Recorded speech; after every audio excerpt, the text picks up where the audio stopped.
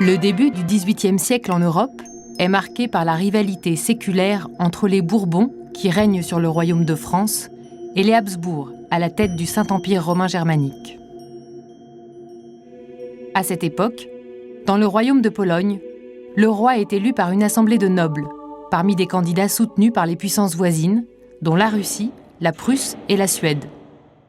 En 1704, Stanislas Leszczynski, soutenu par la Suède, accède à la couronne de Pologne sous le nom de Stanislas Ier.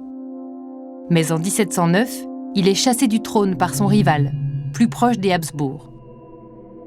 Pour Stanislas, c'est le début d'une longue errance à travers l'Europe qui le mène de Varsovie à Stockholm, puis jusqu'en Moldavie, pour s'établir enfin à Zweibrücken en 1714. Il s'installe ensuite quelque temps à Wissembourg, en Alsace, déjà française.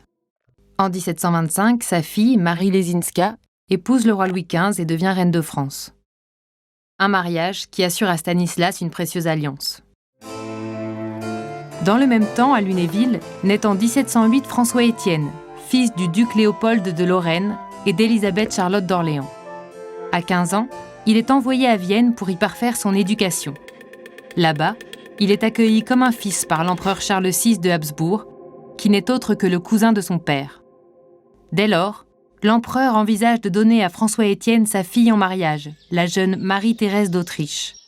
Un projet d'union que les Bourbons voient forcément d'un très mauvais œil.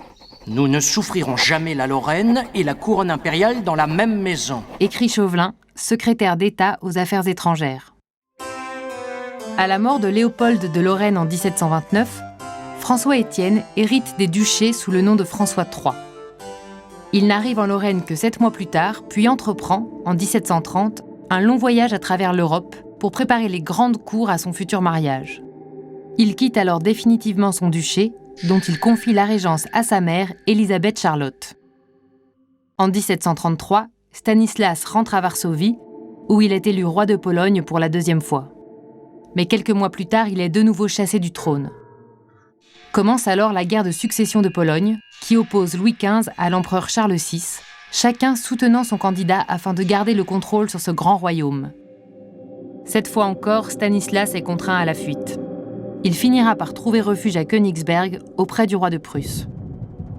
Le conflit polonais, conjugué à une rivalité croissante entre Bourbon et Habsbourg, menace la stabilité de toute l'Europe. Il devient urgent de trouver une solution diplomatique pour éviter une nouvelle guerre.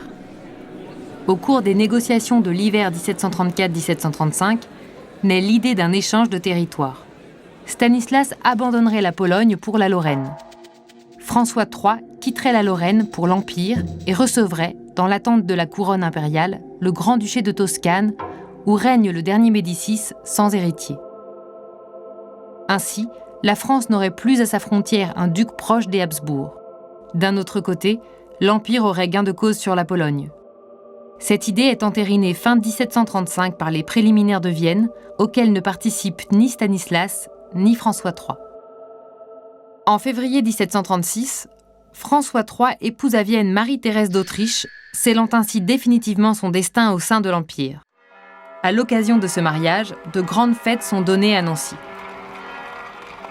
En septembre 1736 est signée la Convention de Meudon, par laquelle sont confiées à Louis XV l'administration et les finances des duchés lorrains.